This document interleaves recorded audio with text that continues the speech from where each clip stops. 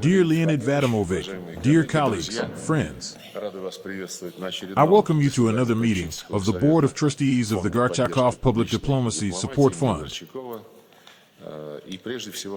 First and foremost, I would like to congratulate everyone gathered here on the 15th anniversary of the fund, which over the years has made a significant positive contribution to the development of public diplomacy of the Russian Federation, the strengthening of friendly ties, trust, and mutual understanding between the peoples of our country and partner nations, as well as to the promotion of unifying approaches to addressing global challenges of our time. Taking this opportunity, I would like to hand over letters of appreciation from the leadership of the ministry to Drakovsky for those employees of the fund who have made a special contribution to the successful implementation of its tasks. I will not dwell too long on the current international situation. I believe that everyone present is closely following the developments on the international stage, as well as the trends that are unfolding before our eyes and reshaping the contemporary world.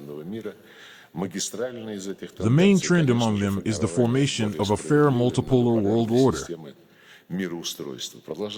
The process of strengthening new global centers located outside the so-called collective West continues. Among them are China, India, and our other partners in BRICS and the Shanghai Cooperation Organization, who are striving for independence.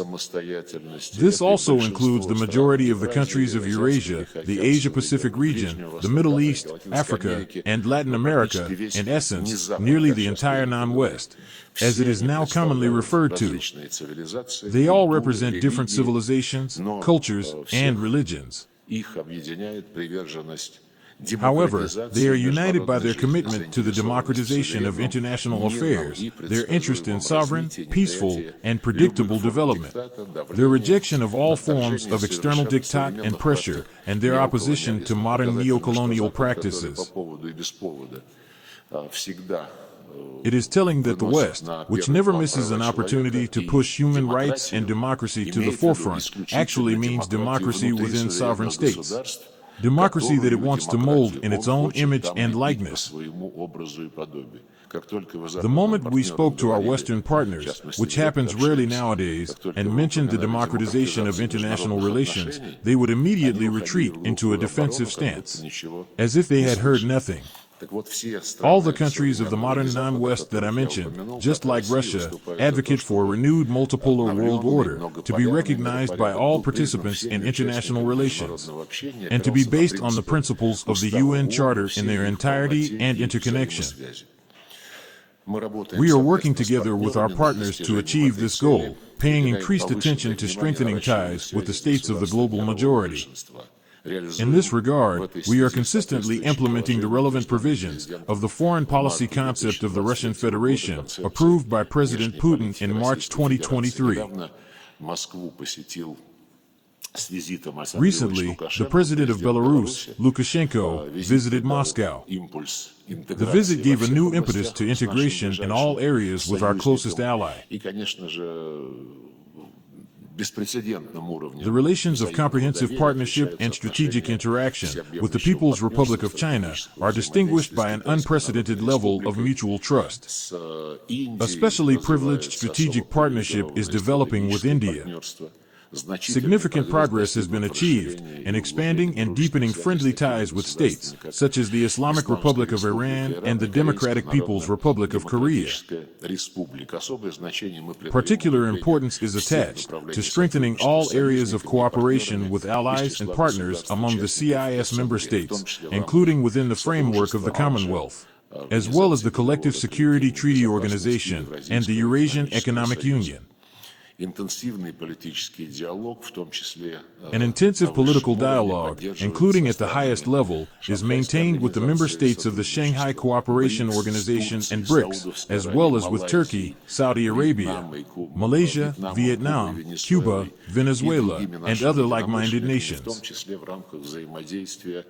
This also includes cooperation within the framework of the Group of Friends in defense of the UN Charter, which was established in New York, and regularly holds meetings at the level of deputy ministers and national coordinators.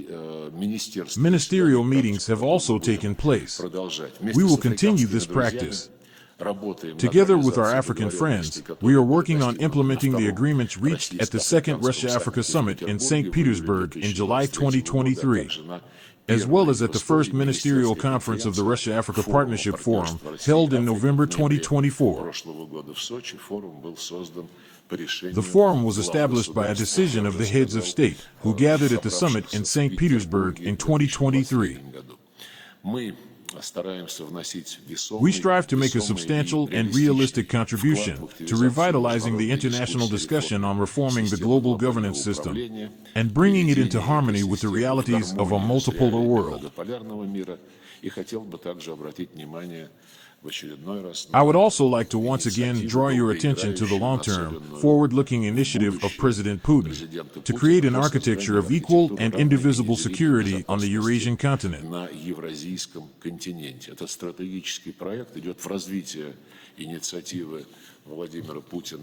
This strategic project builds upon Vladimir Putin's initiative to establish the Greater Eurasian Partnership, which is emerging objectively as a result of the interaction between integration associations such as the Eurasian Economic Union, ASEAN, the Shanghai Cooperation Organization, and others.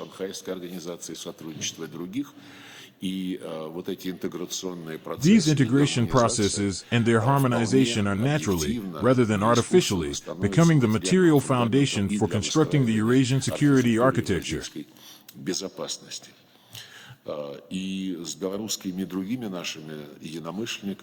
Together with our Belarusian and other like-minded partners, we continue working on promoting the model of a new Eurasian architecture across various discussion and political platforms, including the annual conferences on this topic held in Minsk at the initiative of the President of Belarus, Lukashenko.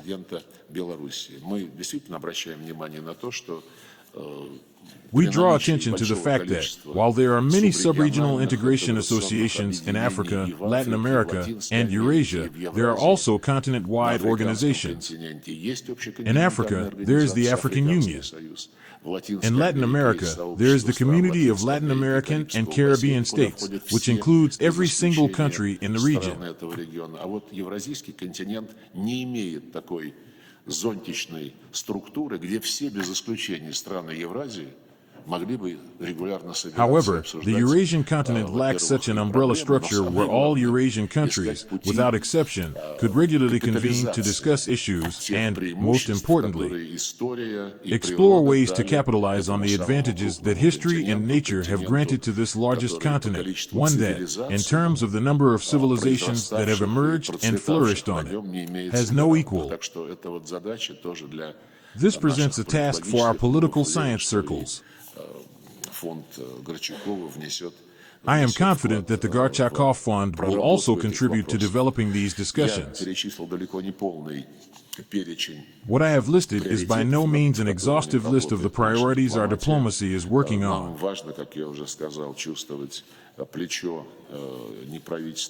It is important for us to feel the support of the non-governmental sector, including the Gorchakov Public Diplomacy Support Fund, the Russian International Affairs Council, the Valdai Discussion Club, and the Council for Foreign and Defense Policy.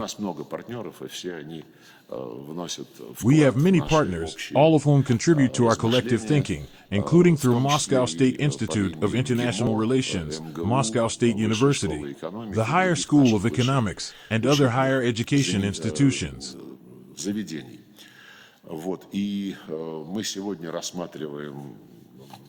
Today, we are reviewing the further directions of the Gorchakov Fund's work, the key areas of its future activities, which are proposed for approval. You have them in your hands. Once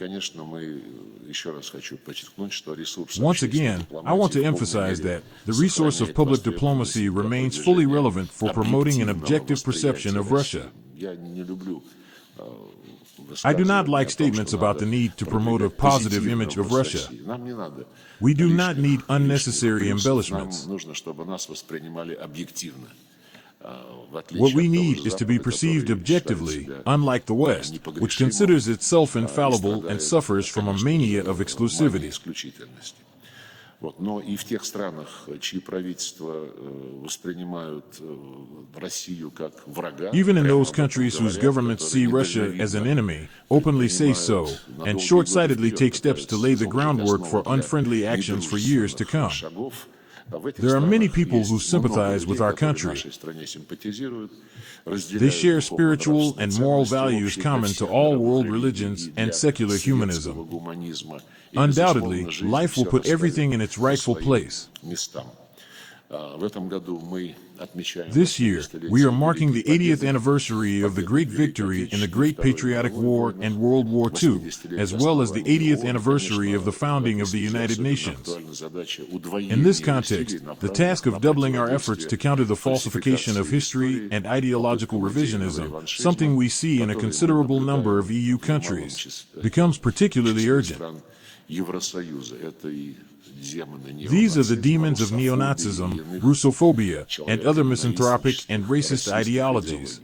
Не оставим без нашего постоянного внимания решение задачи денацификации. We will not lose sight of the task of denazifying the state that remains under the control of the Kiev regime, which is legislatively and physically exterminating everything Russian, language, culture, media, and canonical orthodoxy, in direct and blatant violation of Article 1 of the UN Charter and Ukraine's international obligations, all with the complete connivance and complicity of European states.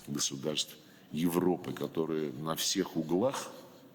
These states loudly proclaim their commitment to human rights and minority rights everywhere except in Ukraine. But Ukraine is different.